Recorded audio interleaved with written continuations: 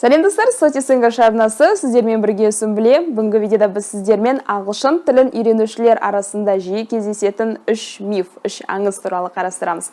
Ол аңыздарды жоққа шығаруымыз мүмкін, немесе растауымыз мүмкін. Ең жиі кездесетін аңыз ағылшын тілінде емін-еркін сөйлеу үшін және тез үйреніп алу үшін шет елде тұру қажет. Екінші аңыз ағылшын тілінде сөйлемес бұрын бірінші грамматиканы меңгеріп алу қажет. Және үшінші аңыз ағылшын тілін толықтай меңгеріп алу үшін және advanced деңгейіне жету үшін 3-4 ай жеткілікті. Сонымен бүгінгі видео пайдалы және қызықты болады деп ойлаймын. Егер сіз де солай ойласаңыз, қазірден бастап лайк басып қойыңыздар. Сонымен ең жиі таралған бірінші миф ол ағылшын тілін емін-еркін сөйлеп кету үшін және тез үйрену үшін ағылшын тілдік мемлекетке көшу және ол жақта біраз уақыттар бойы өмір сүру. Тек ағылшын тілді мемлекеттер ғана емес, ақш, Британия, Канада, Австралия, Жаңа Зеландия, Оңтүстік Африка сияқты, бірақ ағылшын тілі мемлекеті ортақ тіл болып табылатын мемлекеттерде, көптеген еуропалық мемлекеттерде өздерінің негізгі тілінен бөлек ағылшын тілі де сөйлесу ұлтаралық тілі болып есептеледі. Бір жағынан алып қарағанда, шетелде тұрған, әсіресе ағылшындық мемлекетте тұрудың өзі ағылшын тілін сөйлеуге алып келеді, мәжбүрлейді, себебі ортаңыздағы адамдар қайда барсаңыз да сізден ағылшынша сұраса, сіз ағылшынша жауап беруге мәжбүр боласыз, себебі ол не қазақша, не орысша түсінбегендіктен бар ағылшыныңызды пайдалануға тырысасыз. Бір жағынан ол итермелейді деуге де болады. Бірақ ол арнайы бір сөздер диапазоны. Бірақ бәрібірде, егер шетелде тұрып жатып, ары қарай ағылшыныңызды үйренбесеңіз, қандай деңгейде болдыңыз, сондай деңгейде қала бересіз деуге болады. Оған байланысты бірнеше мысалдар бар. ақш-та, Ұлыбританияда 5-6 жыл тұрып жатқан эмигранттар бәрібір кейде заңгерлердің немесе ауруханаға барғанда аудармашылардың көмегіне жүгіреді. Бірақ алысқа бармай-ақ өзіміздің мемлекетімізді айтатын болсақ, жалпы Қазақстан, ондағы біздегі негізгі тіл, мемлекеттік тіліміз қазақ тілі, ал ресми тіл орыс тілі. Орыс тілінде бізде ақпарат көп. Біз жаңалықтарда, фильмдерде орыс тілінде Қазақстан халқының 78%, мен ескі деректер бойынша қарадым, қазір ол пайыз өзгерген шығар, бірақ жалпы жартысынан көбісі орыс тілін жақсы меңгерген, орысша орта бар. Олай бола тұра, Қазақстанда 30 жыл, 40 жыл, одан да көп уақыт тұрып тұра, орысша сөйлей алмайтын азаматтар бар. Сонда айтады, мысалы, орысшаны түсінемін, кейбір сөздерді білем, сөйлей алам, бірақ сөйлей алмаймын, емін-еркін, қателесуге қорқам, немесе орыс тілі грамматикасын білмеймін деп. Бірақ орысша. Міне, сонда біз орысша ортада тұра, осындай мүмкіндіктер бола тұра, орысша егер емін-еркін сөйлей алмайтын болсақ, онда шетелде ағылшын тілінен де дәл сондай жағдай болады. Сондықтан бұнда көп нәрсе ортаға байланысты емес, көп нәрсе өзіңізге байланысты. Бұл аңыз туралы өзімнің басымнан өткен бір оқиғаны да айтайын. Мен шетелде оқығанда, Германияда оқығанда жан-жақтан студенттер болды. Оның ішінен Ресейден және Украинадан да достарым болды. Біз бірге жүрдік, жалпы бір жаққа барған кезде, басқа мемлекеттерге қыдырғанда, және сабақтар өту барысында топпен жобалар көп болды. Ондай жұмыстар, презентация жасау, бірге жобамен жұмыс жасау деген. Сонда бізді топқа жіктеген кезде мен көбіне өзімді басқа ұлттармен араластыруға тырыстым, олармен сөйлесуге, танысуға жалпы. Ал Ресейден және Украинадан келген кейбір достарым көбіне өз беттермен бірге жоба жасайық деп, бірін-бірі тартып, бір-бірімен ғана топ болуға тырысты. Олар өйткені солай оңай жұмыс істеуге оңай деп. Бір жағынан олар өздерінің кейбіреулері ағылшынына бәрібір сенімсіз болды.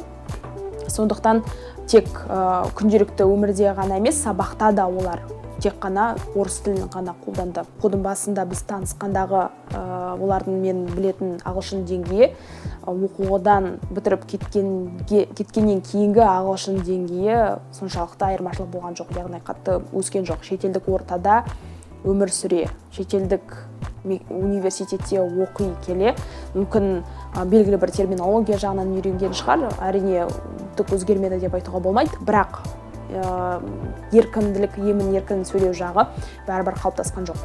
Сондықтан ағылшын тілінде емін-еркін сөйлеп кету үшін және толыққанды меңгеру үшін ағылшын тілді ортаның болуы міндетті емес. Ол ортаны сіз өзіңіз де жасай аласыз және ол өзіңізге байланысты. Енді ағылшынша орта бойынша. Ағылшынша ортаны қазір жасап алу қиын емес. оған арнайы қосымшалар бар, ақпараттар, видеолардың барлығы ағылшын тілінде. Телефоныңызды ағылшыншаға ауыстырып қойыңыз. Жалпы ағылшынша егер сөйлесетін адам таппасаңыз, оған да қажетті арнайы қосымшалар бар. Мен өзімнің студенттеріме бастапқы деңгей болғанына қарамастан ағылшын тілінде сөйлеттіремін. A1-B1 курсының соңына қарай, аяғына қарай біз шетелдіктермен сөйлесеміз. Мұнда арнайы қосымша бар. Мен өткенде студентіме айттым, Zoom арқылы, міне осы қосымшаны басып ал, өзім шетелдікпен сөйлестім. Онда бір ғана батырман бассаңыз болды, шетелдік қосылады. Енді сөйлесіп көр деп болғанын айтып едім. Ол айтты, мен дайындалып алайын, кішкене 1-2 апта грамматиканы меңгеріп үйреніп, бірақ егер солай үйренем десеңіз, ары қарай жүре бересіз. Сондықтан бір басып сөйлеп, өзіңіздегі барлық білетін 1-2 сөзді айналдырып сөйлесуге тырысу керек. Өзіңізді былайша айтқанда жүзе алмайтын адамды көлге тастап жібергеннен кейін бәрібір тірі қалу үшін жүзіп шығады. Сол сияқты өзіңізді де сондай суға лақтырып жіберу керек. Ағылшынша ортаға бәрібір бірінші бастаған кезде қорқынышты болуы мүмкін, бірақ сөйлей келе біртіндеп бәрі қалыптасады. Сізде өзіңіз түсіне бастайсыз, не керек, қандай сөздерді үйренуім керек, қандай грамматиканы меңгеру керек екендігін. Міне дәл осы сәтте біз екінші мифқа қарай қазір ауысамыз. Ол миф ағылшын тілінде сөйлеу үшін бірінші грамматиканы меңгеру қажет туралы. Жалпы грамматика ол өте маңызды. Грамматика тілдің құрылымы, ол деген қаңқасы десек болады. Одан кейінгі ондағы бұлшық еттер олар сөздер, кейін олардың бәрін басын қосып біріктіріп арнайы бір сөйлеу шығады. Сондықтан грамматикасыз негізі сөйлем дұрыс құрастырылмайды және түсініксіз болып кетуі мүмкін, ол мағынаны түбегейлі өзгертіп тастауы мүмкін. Сондықтан грамматиканың маңызы зор. Грамматика бойынша жоғарғы деңгей тақырыптарын меңгеру ол әрине керемет, ол күшті, бірақ егер оны сөйлеуге пайдалана алмайтын болсаңыз, онда әрине қиын. Сондықтан бастапқы грамматиканы меңгергеннің өзінде оларды бірден сөйлеуге кірістіруге тырысу керек. Мысалы, present simple тақырыбын меңгердіңіз бе, өз бетіңізбен сөйлем құрастыруға тырысуыңыз керек. Өзіңіз білетін сөздерді жай ғана to be-ді үйренгеннің өзінде. Маған келетін студенттер айтады, мен to be-ді жақсы білемін, оны қарастырмасақ та болады. Сосын мен бір тексеру үшін сұрақтар қоям. Мен кіммін деген сұрақты ағылшынша аударшы деймін. Ойланып қалады. Who am I? Сен қайдасың? Where are you? Сенің ағаң студент пе? Ойланып қалады. Is your brother a student? Оны автоматтандыру керек. Сондықтан тіпті to be бойынша грамматиканы жақсы білем дегеннің өзінде күнделікті сөйлеуге оны қолданыңыз. Өйткені ережені білесіз, I am, you are, he is, she is, бәрі оңай сияқты. Бірақ сөйлеуге келген кезде сол ережелердің бәрі ұмытып қалады, солардың барлығын мида ойластырып еске түсіру керек болады. Сондықтан олардың бәрін автоматтандыру үшін өз-өзіңізге тапсырма беріп, аударып, сөйлеуге кірістіру керек. Міне сондай сөйлем құрастырудың өзі ол да сөйлеудің бастамасы. Сондықтан бірінші грамматиканы үйреніп, сосын барып сөйлеуге көшем емес, грамматиканы үйреніп жүріп сөйлесу керек. Енді үшінші аңыз туралы, ол advanced деңгейін меңгеру үшін 3-4 ай жеткілікті. Advanced деңгейіне 6 айда жету, advanced деңгейіне 4 айда жету, ағылшын тілін жеттік 2 айда меңгеріп алу деген сияқты жарнамаларды біраз көрген боларсыздар. Бірден айтайын, ол маркетингтік жол, ол мүмкін емес. 2 ай ішінде ағылшын тілін жетік меңгеріп алу. Жаңа айтқандай 30 жыл өмір сүріп орыс тілін ең жоғарғы деңгейде жетік меңгермегеннен кейін ағылшын туралы не айтуға болады? Ағылшын тілін енді үйреніп бастап келе жатқан кезде қызықсыз өзіңіздің прогрессіңізді жақсы байқайтын боласыз. Ағылшын тілін керемет, өзіңіздің өйткені А точканы бастаған нүктені көрдіңіз, мысалы белгілі бір сөзді білген жоқсыз, сұрақтарды білген жоқсыз, және қазіргі нүктемен салыстырған кезде артыңызға бұрылып қарасаңыз, біраз өскеніңізді байқайсыз. Бірақ орташа деңгейден ары қарай жылжу өте қиын. Дәл сол кезде көп адамдар беріліп қалады. Неге? Өйткені біле берген сайын, ағылшын тілін үйрене берген сайын, оның одан сайын терең екенін түсіне бастайсыз. Оның ұшы-қиыры жоқ, шексіз. Бір үйренесіз, түсінесіз, өзіңіздің ештеңе білмейтініңізді. Осы уақытқа дейін ағылшын тілін жақсы білем деп жүргеніңіз, ана тақырыптарды көрген кезде түсінесіз, ештеңе білмейтін болып сезінесіз. Оған байланысты Сократ айтқан, мен өзімнің білмейтінімді білемін деп. Сондықтан неғұрлым көп үйренген сайын, өзіңіздің соғұрлым жаңа тақырыптарды ашасыз, жаңа білімді ашасыз, сол уақытта үйрену басталады. Сондықтан дәл сол мерзімде, сол кезеңде беріліп қалмауға тырысу қажет. көпшілігі сол кезеңде беріліп қалады, өйткені өзінің прогрессін осы уақытқа дейін жақсы байқады. Бірақ одан кейін ешқандай да бір өзгеріс жоқ. Бірақ шын мәнінде өзгеріс бар, тек адам өзі еңбек етіп күнде-күнді тәртіпке салып отырса, яғни қайталап, қарап, оқып, онда бәрібір де өсу болады, тиімділік болады.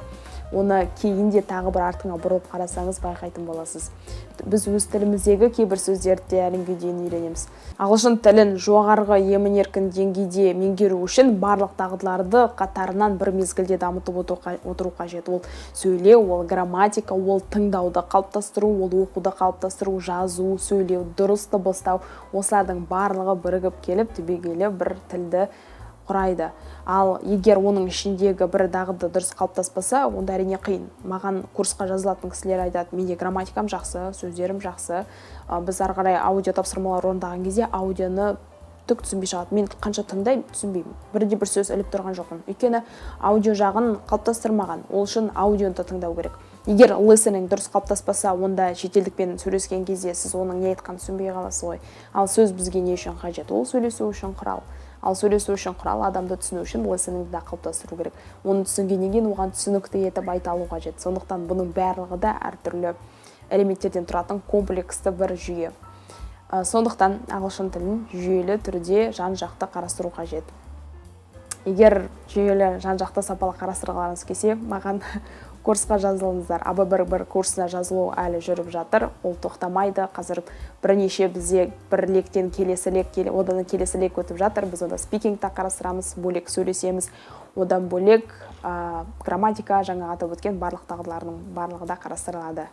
Енді видеоны аяқтамас бұрын тағы бір бонус мифті айтайын. Ол сөздер жаттау бойынша. Жаңағы 4 айда advanced деңгейіне жетуден бөлек ең тағы да жиі кездесетін маркетингтік тағы бір жол, ол 2 айдың ішінде немесе 2 аптаның ішінде 36.000 ағылшын сөзін жаттап аласыз деген сияқты. Бірақ мұндағы көп сөздер терминдер. Мысалы, компьютер, computer, информация, information, фитопатология, phytopathology, астрономия, astronomy, астрология, astrology. Ол ғылымдардың аттарын, ғылым атауларын былайша да біліп алуға болады. Егерде сөзді контекстте жаттамаса, оны бірден қолданбаса, онда ол сөздер пассивті есте жадыда қалады да, ал күнделікті сөйлеуде қолданылмай қалады. Сондықтан жалпы өзіңізге керек қажет деген сөздерді үйреніп, оларды бірден сөйлеуге қолданатын болсаңыз, міне ең тиімдісі сол. Сондықтан достар, ағылшын тіліндегі мифтардан сейіліп, тек еңбек қажет және тәртіп қажет. Соны қолға алып, күнделікті қызығып, ағылшын тілін сабақ ретінде емес, амалсыздан мәжбүрлеп оқу емес, жалпы құрал ретінде қарастырып, өзіңізге қызықтыра түсіп, ұнататындай қарайтын болсаңыздар, әрине нәтиже болады. Мен өзім ағылшын тілін бұрын жек көретінмін, мен ол туралы айтқанмын, бірақ оқи келе мен ол тілге ғашық болып қалдым. Сіздерді де ғашық болып қалатынына менің күмәнім жоқ. Сондықтан достар, ағылшын тілін оқу жолында сіздерге сәттілік тілеймін. Сұрақтарыңыз болса маған жаза беріңіздер. Келесі видеоларда кездескенше, бай!